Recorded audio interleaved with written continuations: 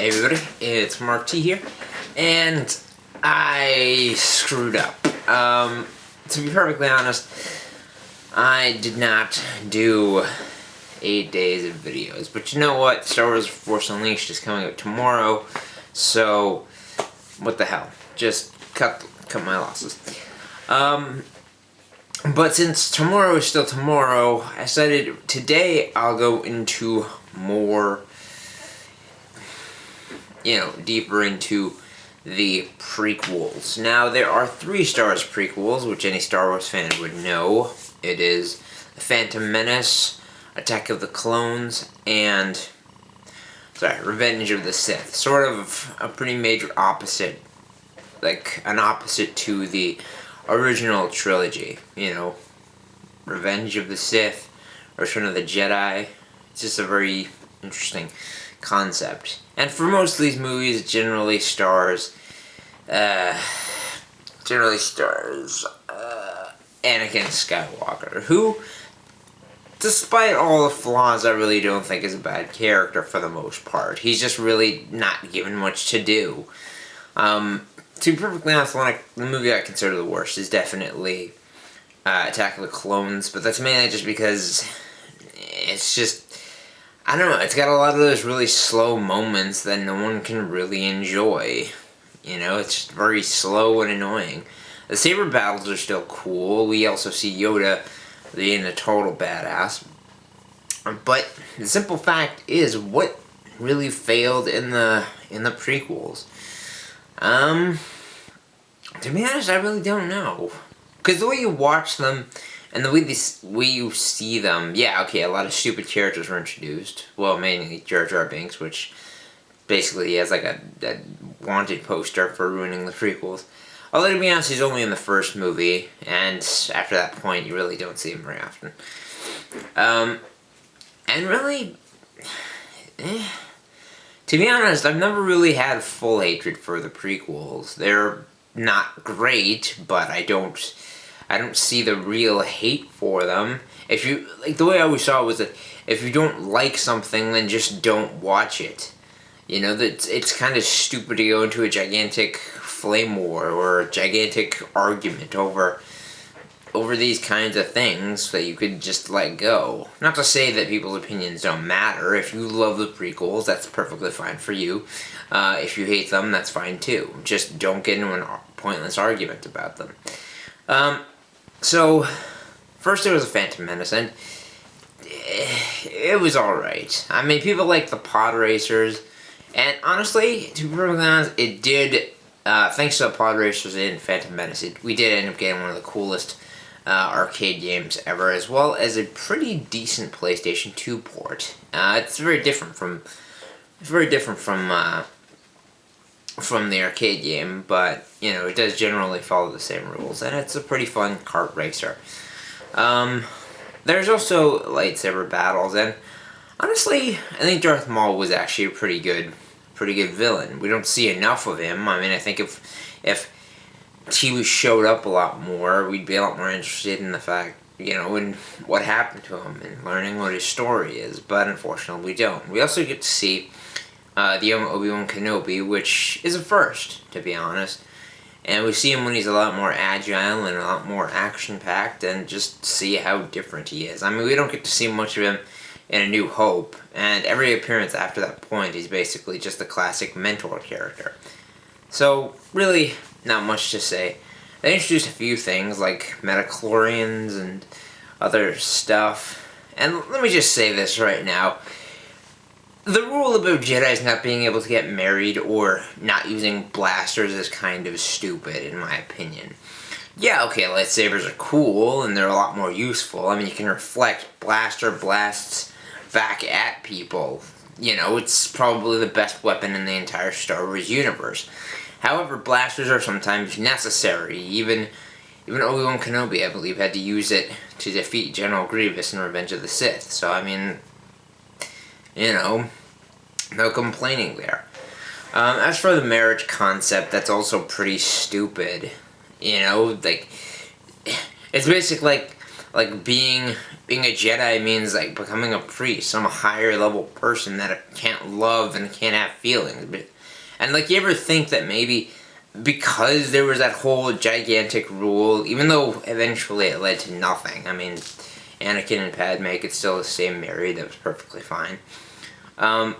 It's just like all of those things that gradually led to Anakin's eventual change. Although, to be honest, something I do kind of believe, even though I really care very little for his character, is that maybe if Qui-Gon Jinn was around, he would have been able to stop Anakin from turning into a Sith. I feel Qui-Gon Jinn's death at the end of Phantom Menace, and if anybody complains, spoiler alert at this point, it's been years, and if you ever gave a damn about watching Phantom Menace, then you'd probably have watched it already.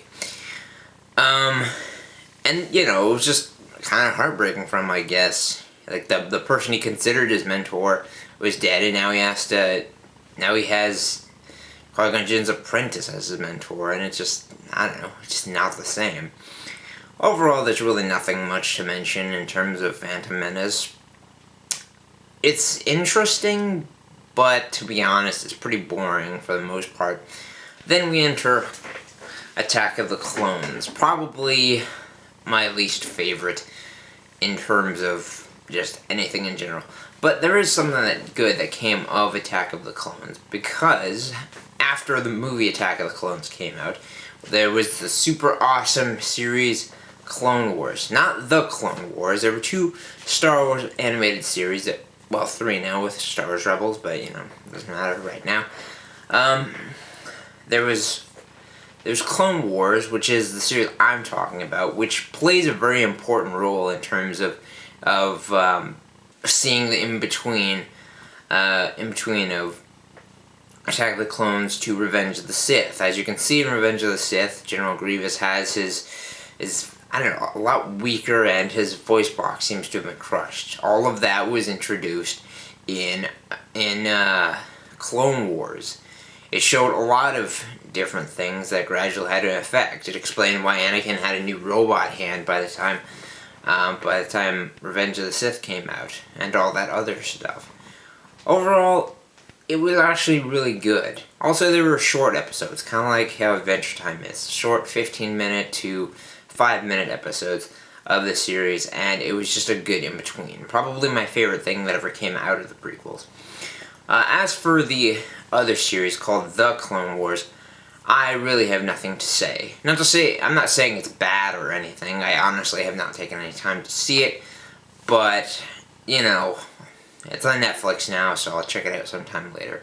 Anyways, Attack of the Clones. Attack of the Clones it's different, in a kind of boring way. It focuses more on the romantic relationship between Anakin and Padme and all that stuff, and like the massively cheesy dialogue.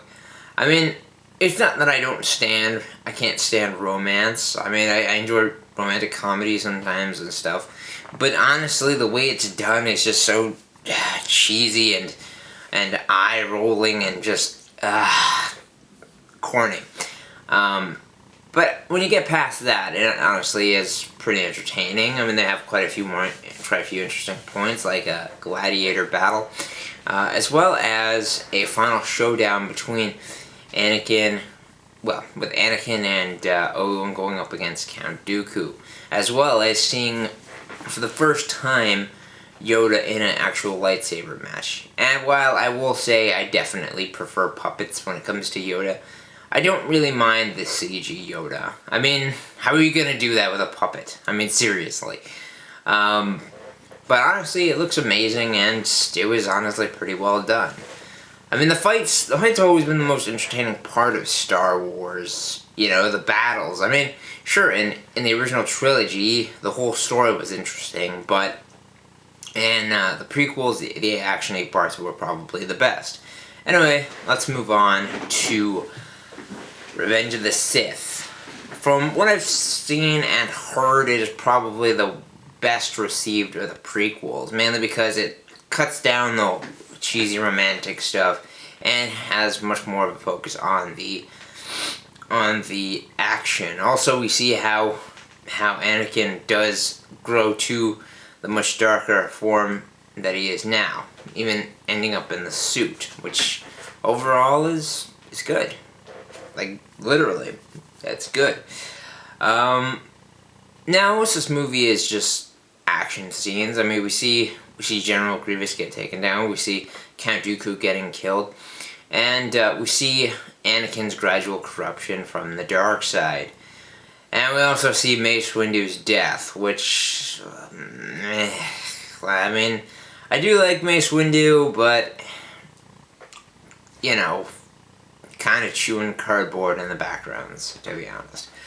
Overall, though, it was a good movie. I mean, despite what everyone hates about the prequels, I don't know, part of me feels like it had to happen. They could have been done a lot better, definitely, but they're there now, and they're part of canon, and whether you choose to accept them or not, they are how Anakin goes from a kid to becoming a Dark Lord, and really that's all there is. But you could be like me and just watch the original trilogy every time you want to see a Star Wars. Every time you want to see Star Wars. Because that's my Star Wars. Not to say the prequels are bad, but Star Wars for me will always be the three movies that I grew up with. And that's really the only thing I can go. But the prequels weren't terrible. So, that's pretty much it. Tomorrow, we have the review of the original trilogy. Good night.